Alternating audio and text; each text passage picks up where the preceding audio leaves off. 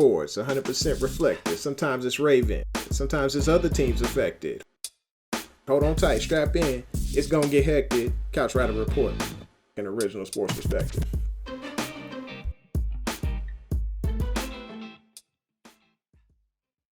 Hey, welcome back to the home of Original Sports Perspective. From our couch to yours, this is your host, Jermaine Lockett, your couch writer Raven. And if this is your first time here, shame on you, because this ain't my first one of these things. No, I appreciate you coming through. Make sure you hit that like button, hit that subscribe, and smack that bell so you know when it's going down. Hey, I'm not going to do a full recap of what happened with the slaughter of the Washington football team, but I will get into a few highlights. One of them, I found out, after talking to some sources, because, everybody says the word sources, and everybody's like, oh, I believe you. Yeah. After looking at sources, Tyler Huntley, the reason he went off the way he did was because Marcus Peters walked up to him and said, hey, man, the entire secondary right now, say fam, they just talked about your mama, and it was ugly. And Huntley just decided to go off for 5 total touchdowns on the day. I mean, dude was nasty as all get out. Like, who does that in a preseason game? I know Baltimore wanted to win, but you got to go off for 285 yards and 5 total touchdowns? My man. Bruh. Woo. Nasty. You have solidified the number 2 quarterback spot. And honestly, in my opinion, and y'all probably ain't going to like this, but this guy deserves a starting spot somewhere else in this league. I mean, there are teams right now that are serving up Drew Lock as their starting quarterback, or having a battle with Teddy Bridgewater for the starting quarterback job. Andy Dalton is starting in Chicago right now. This guy needs a job somewhere else. I think Baltimore is fully confident, should there be any issues as far as injuries to Lamar Jackson, that Tyler Huntley can come out and sling that thing just fine. It is a very good situation Baltimore is in with their backup. That's not what I wanted to talk to you about today, because that's not original sports perspective. What we do is original sports perspective.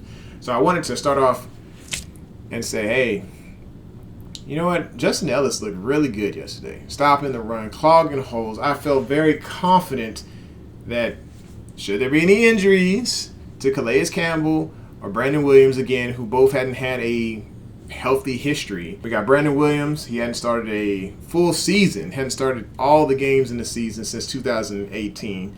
And then Calais Campbell, 2019. That was the first time, or the last time, that he started all 16 games. So there's going to be injuries. And of course, people need to be able to step up and step in. Justin Ellis and Matabike, Matabeast, as I like to call him, they'll be just fine. They'll hop in, and it'll be a smooth transition. They'll clog the holes. Shouldn't be a big issue. Something else I noticed, with all of the starters, or so-called starters, with everybody else bubble wrapped for the season, Duvernay was in. And Duvernay was peppered early. He was targeted 5 times early. I believe the guy had 47 yards off of 4 catches. Good on you. I'm looking forward to seeing what he can do in this regular season against the Las Vegas Raiders, because they look like they targeted him very often. Of course, everybody got the rock. Everybody got opportunity. That secondary for the Washington football team, every last one of them, it was an equal opportunity secondary. Every single last one of them got peppered when it came to that rock. What I loved about this game the most was that the wide receivers, each one of them got an opportunity to show up big and show out. Except Jalen Moore. I'm sorry, buddy. You just didn't get the opportunities. It probably has a big impact on Tuesday by 4 p.m. of what decision is going to be made considering your future with the Baltimore Ravens. Sorry about you. I kind of predicted you was gone anyway, but it's whatever. Good luck to you. Of course, there was the obvious situation with James Prochet and the disrespect that he did after the mossing of Roberts, number 34, for the Washington football team. I mean, it was just straight up disrespect. He wasn't even the one that was clowning as far as the corners on defense. It was Johnson, I believe, who was scored on by Tomlinson later on. I mean, he was the one sitting here making all the big fuss and doing all this after the play was over. But it was Roberts who came through and got clowned by Prochet on an underthrown ball that Prochet just decided, hey, this is my big boy. This is big boy, you little boy. Go ahead and sit down. And then you see Wallace on the makeup. penalty after he scores his touchdown. All he did was fold his arms, and he gets the flag. So I think, of course, the referees were kind of letting Prochet know, like, hey, what you did was wrong. We're just going to take it out on this kid over here. Then we can move on to Westry. So Westry, I know this probably isn't going to get talked about that much, but you could see Westry playing some decent corner. I mean, he did okay. Can he be more physical? Yes. Yes, you could see that. Did he have a scare to where I thought he was going to be done for the year or something? Yes. You see him laying down after a special teams play, and I'm like, oh no, this guy's going to be done. I'm like, that's it. Bubble wrap everybody. Bubble wrap everybody until week 1. Just shut it down. We can take Niels from here on out. But, you know, of course, people got to play football. Injuries are going to happen. It's a factor of life. Anyway, but Westry came back the next series and was looking just fine. What I like about Westry is he has that Kerry Williams in him, that height and that speed. He's just that shadowing corner who's going to get it done. And I loved how he used the sideline as that 12th man as he decided to push this guy closer and closer towards the sideline to where those deep throws did not go off against him. I like what he brings to the table. Congratulations, you have made the 53-man roster. At least that's what I would say if I have to be in the room with him if I was the coach, because he did show up and show out the last couple of games. Very proud to have Westry on the team, because that is what caused the trade of Wade to the New England Patriots, because Westry showed up so well. And he just has that nice speed. I know I kept saying I only saw so much tape on him in college, but he put enough tape in the preseason to prove he deserves that spot. All right, folks. The moment you've all been waiting for, J.K. Dobbins got hurt, man. I was sitting there, I was doing my fantasy football draft. It was first quarter, and I had him on my queue to pick next. It was going to happen, and then the knee injury happened. I know y'all don't care about my fantasy football, but I'm just telling you my life, my story, what happened. And, of course, he gets injured, and I was like, all right, we'll go ahead and move on. I think I panicked and drafted Gus Edwards right then and there, because I just knew that somebody else was going to snatch him up if I didn't at the moment. And then the player or the person behind me drafted J.K. Dobbins, and I was like, sorry about you. But yes, I feel bad because J.K. was going to show up this year. He was training with Dalvin Cook in the offseason. I was looking forward to seeing him have that 1,200 yards of rushing this year, just beasting out. But I have full trust in Gus Edwards, and there's no need. Hear me when I say this. No need whatsoever to bring in Todd Gurley. Hang that stuff up. Stop posting about it. Don't nobody want to hear it. There's no need. Why? Because Gus Edwards is the bell cow for this team. He should have been trusted a couple years ago. He is phenomenal. I love what this guy brings to the table. He is one of those one-cut runners, and he is gone like a daggone track horse. I love it. You have to take a look at what's behind them as well. They've been performing pretty well. In fact, all 3 games in the preseason, you got Tyson Williams, who's going above 4.3 yards per carry. He was above it all 3 games. Then McCray right behind him. He only had 1 game where he had 3.1 yards per carry, but the other games it was 4.7 and so on. It was insane what Williams was able to do last night. He had 4 for 42, and he was 10.5 yards per carry. Trust in what you have in the current organization. They are doing just fine with the running backs. Dobbins, yes, it's going to be noticeable that he is gone. But Gus the Bus, hop on the Gus bus, folks. He is going to take us places. And then with Williams there, I don't know about McCray, but I do know that Williams is a decent backup. Justice Hill, not sure what they're going to do with him. Hopefully he has shown up on special teams enough for them to keep him, because I like the explosion that he has, and I think he is more than just a special teamer. I have a video about that in the past.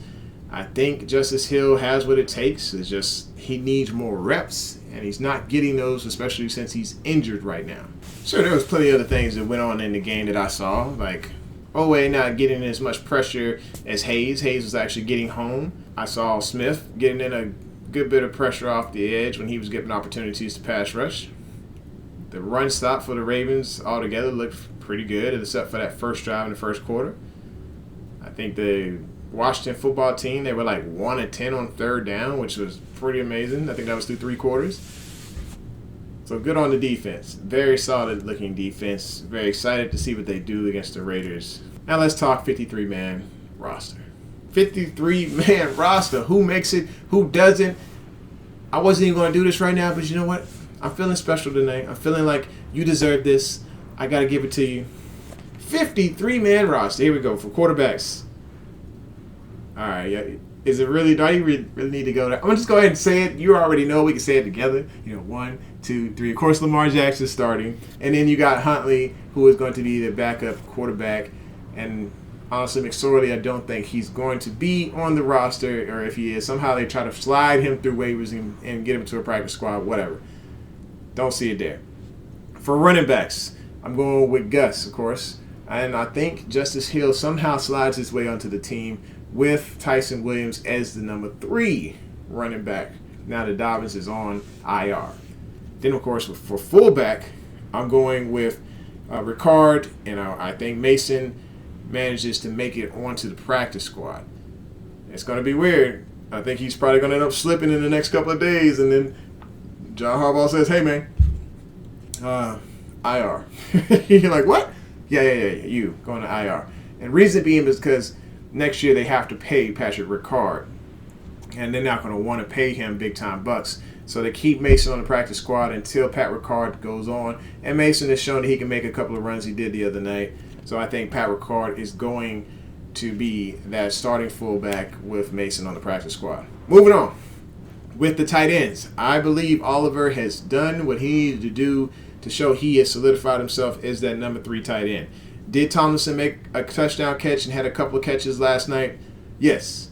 But is it enough to stay on the squad? It all depends on if Nick Boyle is healthy. So this is where the little bit of confusion is, because Tomlinson is a better blocker than Oliver. But Oliver is a better pass catcher. It depends on what Baltimore wants at that particular moment. Because I like Oliver. I like the pass catching element. But can he block as good as Tomlinson? I don't think so. But if Boyles is healthy, Oliver will make the squad. If Boyle is not healthy, Tomlinson will make the squad. So, yeah, keep an eye on that. Of course, we know Mark Andrews is going to be number 1. Looked good the other night, too. Ooh, can't wait to see what this guy can do. Especially when he was doing all those Twitch different routes, too, thanks to TNT Productions. They were really working on the explosiveness of our wide receivers. So that was pretty cool. All right. Then it comes to the rest of the offense here. We have wide receiver 1, of course, Hollywood. 2, Bateman. 3, I got Duvernay, but of course Prochet has been showing his butt, so I don't know what's going to happen there. And then, of course, we got Watkins, Wallace, and Prochet. So we got, what did I say? Holly, Bateman, Duvernay, Watkins, Wallace, Prochet. Somehow Boykins he gone. I'm sorry. It just, with the drops before the injury, maybe they just waive him. Maybe they try to trade him. I'm not sure, but I don't see Boykins on that final 53 come Tuesday at 4 p.m. All right, here we are. This one's going to be a little murky. I might be dead wrong on these because offensive line, I'll be honest, it's a very hard position for me to evaluate because I love my skills position players, if I'm just being honest. And I know, I'd be like, what, really? Yes, I'm sorry. This is just it's a WAG. And if y'all want to know what a WAG is, go look it up. Anyway. But, of course, we got our starters. Stanley, definitely. Venezuela, of course, is our bookends. And then, of course, at guard, I'm going with Cleveland. He too daggone big to be sitting on that bench. Center, I'm going to go with Bozeman. And then, of course, right guard, I'm going to go with Zeiler. The people who make the team, I got to go with Phillips, Ely, Powers, Breederson, and then TCC. That's all I can go with. So those folks getting cut is Schofield and then Makari. I'm sorry. Maybe I'm wrong on that one. Maybe y'all think that I should probably keep Makari on the squad. I got a vendetta against Makari after those snaps. I'm kidding. Maybe he stays on the squad and maybe they get rid of a different person. But I'm thinking that Makari is the guy that's probably going to be on the outs. We already know that Smith was gone already, and then they had a couple other cats on there. Defense. For strong safety, we have, of course, Chuck Clark sticks around. Stevens, he sticks around. Levine still makes the squad. Y'all be like, what? Yeah, Levine, I think he still makes the squad. CoCap is just good on special teams. And he looked all right in corner last night. I mean, he was doing exactly what he needed to do, just ushering wide receivers to the sidelines. They kept things in front of him. He did what a corner's supposed to do. So I think he's okay. He'll be good, better on special teams than he is with the secondary. Then when it comes to free safety, of course, I got Sean Elliott and Washington. So those two right there, I think they fill up that void right there. So you're keeping a total of 5 safeties on the roster with Clark, Stevens, Levine, Elliott, and Washington. Followed by, let's jump into the linebackers, middle linebackers to be exact, because I know there was a scare right there with LJ Fort going down. So I'm looking at Queen. Of course, Malik the Freak Harrison, definitely.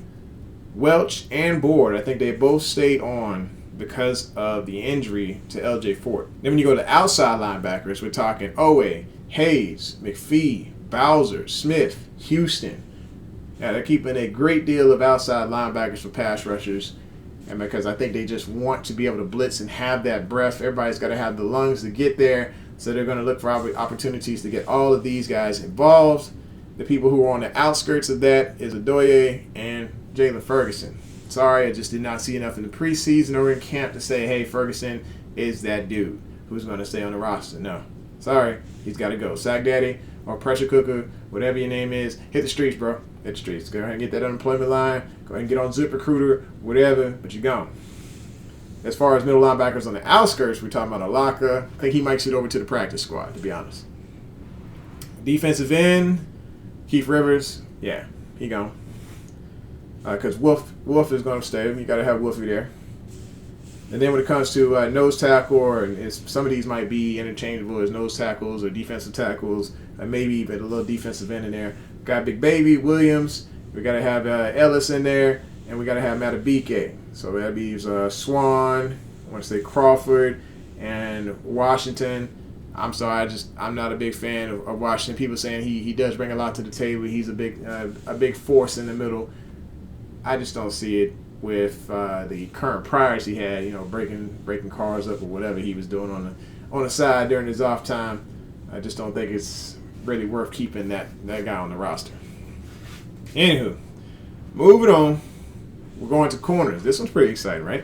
So, of course, we have Marlon Humphrey, MP Juice Man, and then Smith, Jimmy. Jimmy's going to be there, AA, for sure. And then Tavon Young, he'll be on the squad, and Westry. So I was looking at 1, 2, 3, 4, 5, and 6. Westry would be that 6. I think Eamon Marshall is on the outskirts. I don't think he makes the roster. I don't think Harris makes the roster. I don't think Dorsey made the roster. It's just not happening for those guys. Sorry, we had a lot of good corners, and they had to come in last year and help fill in. But those guys got to go now. The special teams. Yeah, I was like, okay, what's up with special teams? Well, Verity is gone. Of course, Baltimore's not going to keep two kickers on the roster, especially Verity after that performance. They can't even trade him now, so he's just going to hit the streets on Tuesday. And then there's Cook. Cook staying, Tucker staying, and Moore staying. So a revamped Wolfpack with an additional character and a subtraction of one of our characters. And Morgan Cox, so he's elsewhere. But, the Wolfpack will still be the same with Cook and Tucker. So there it is. There's your 53-man roster by yours truly. We got to get it in, folks. Cannot wait till the season starts. I don't know what I'm going to be able to do this next week as we sit here and wait. It's going to drive me nuts. I'm probably going to go do some water polo or find something else done to get into. Maybe I'll just practice for my PT test all week. Maybe be a good father. Who knows? I don't know. It's challenging. I might actually be an upstanding church member. I don't know. I mean, it could get wild. Who knows? I might actually go play with my kids. Anyway, this is the home of Original Sports Perspective. From our couch to yours, thanks for tuning in. This is your host, the Couch Rider Raven. Make sure you hit that like button, hit that subscribe, and smack that bell so you know what's going down, baby. Y'all take care. Peace. 2 claps. Fade to black.